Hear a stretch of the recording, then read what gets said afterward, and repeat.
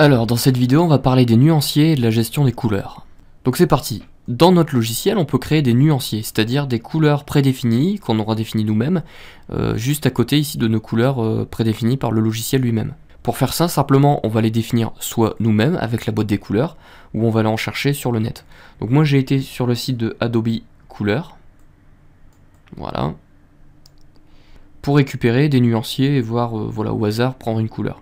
Donc je vais prendre la première couleur ici, je vais faire info, et je vais récupérer les 4 blocs de couleurs.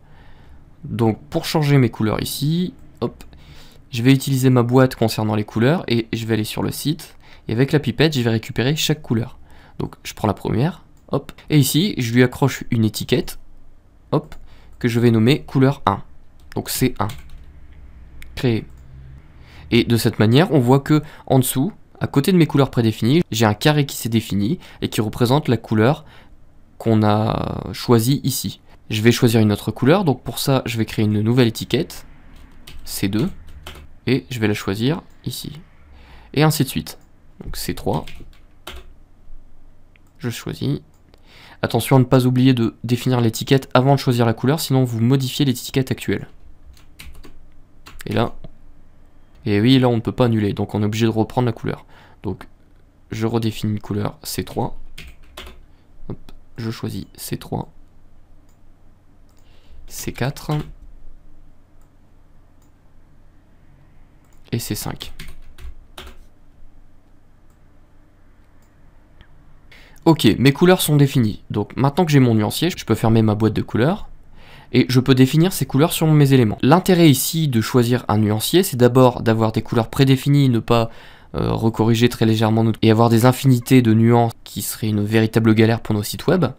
Mais en plus de ça, si je définis des couleurs sur mes éléments, comme ceci, je vais prendre mon étoile en violet, mon cercle, ah, il a disparu, c'est parce que la fenêtre est trop petite, hop, mon cercle en jaune, mon texte en marron, mon carré ici en violet aussi, les deux ici en bleu, hop, et les deux derniers ici en marron. On va dire marron clair.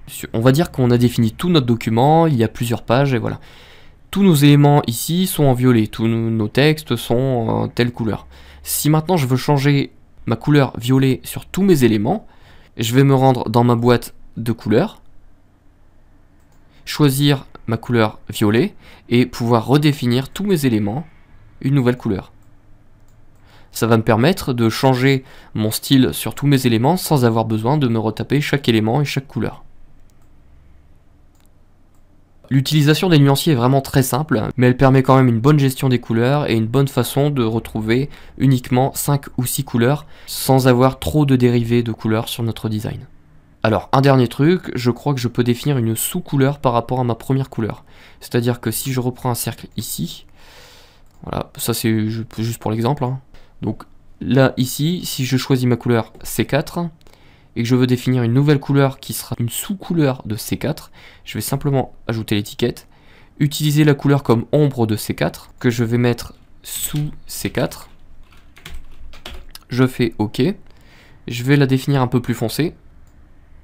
Comme ça, vous voyez qu'il y a une croix ici, ça représente C4. Comme ça, si C4 change, la position de ma couleur relativement par rapport à C4 va changer aussi. Ce qui va me permettre d'avoir toujours une couleur plus foncée dans la couleur, dans la teinte définie qu'on aura définie.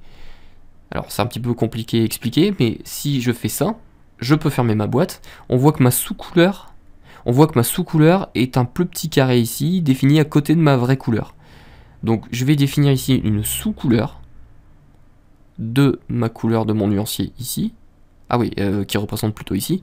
Et donc, si jamais je vais dans ma boîte ici et que je modifie mon C4, ma nuance, ma sous-couleur va se modifier aussi en direct.